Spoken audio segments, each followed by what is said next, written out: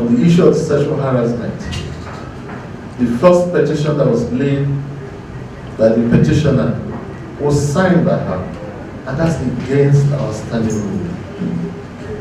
The petition cannot be signed by you, its senator, if you are the one that is involved in that petition, or the petitioner.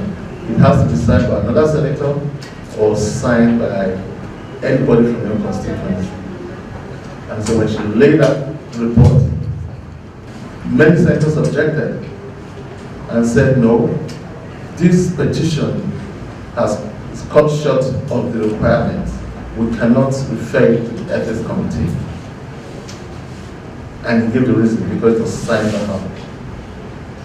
But it was the wisdom of the Senate President to say, in any case, he's going to refer it to the committee. So when it came before the committee, members also raised the same thing and said, no, we can't go against our rules. Our rule says she cannot sign it. It has to be signed by someone else and not her. And therefore, this petition cannot fly. And we return it back. That I know the choice of word is what probably angered them when I said I was dead on arrival, because it was a petition that was not properly before us. And she went back 2 days later to present the proper petition, where it was now signed by somebody else. Even that petition had its own problem. The petition came without address. You can't send a petition to the committee without an address. It didn't have an address. What it had was a voting unit, a ward and a voting unit.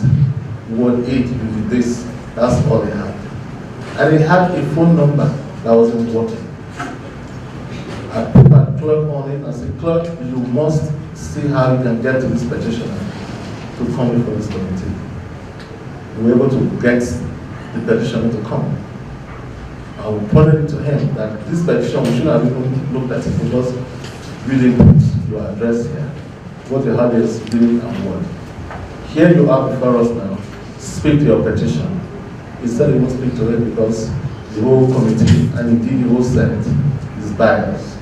In the meantime, the Senate President was also invited to come and defend himself, and he sent his lawyer, S.A.M. Ubani, Senior Advocate of Nigeria, Mr. Ubani, came to represent the Senate President. And he presented 2 matters in court relating to sexual harassment. A case that was filed by the Senate President's wife against this senator who is complaining. And our rules is very simple. If we have a case that is before us, before any competent court of jurisdiction, we do not hear it. We answer it. But we wanted to hear anyway what the petition was all about. Obviously, this gentleman was not ready to speak to the petition. He was hiding under the cloak of bias. And so not hearing from him, and also being handicapped on the other hand, that this matter is already in court.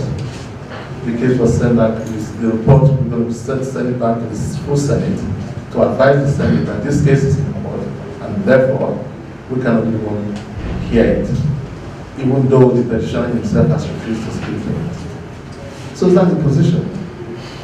Anyone who is speaking about other things that are biased and all that sort of thing is either do not know the facts or is just plain mischievous.